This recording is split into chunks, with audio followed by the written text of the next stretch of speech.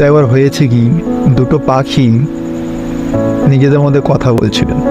একটা পাখির খুবই ইচ্ছা সে আকাশে উড়বে, কিন্তু সে কোনোদিন ডানা মিলবে না। তো সেকেন্ড পাখিটা তাকে রিপ্লাই দেয় যে, বন্ধু, তোমাকে আকাশে উঠতে গেলে অবশ্যই তোমাকে ডানা মিলতে হবে।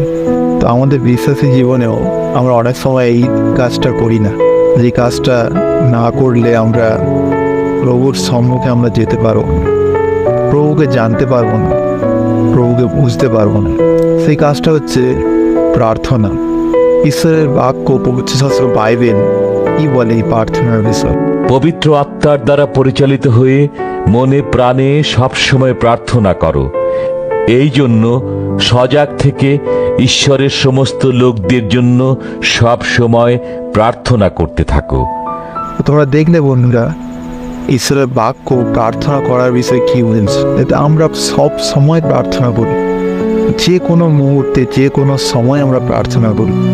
কারণ প্রার্থনা হচ্ছে সেই ওপরে যিনি বিরাজমান তার সঙ্গে আমাদের সম্পর্ক স্থাপন করার একটাই চাবিকাঠি, সেটা হচ্ছে প্রার্থনা।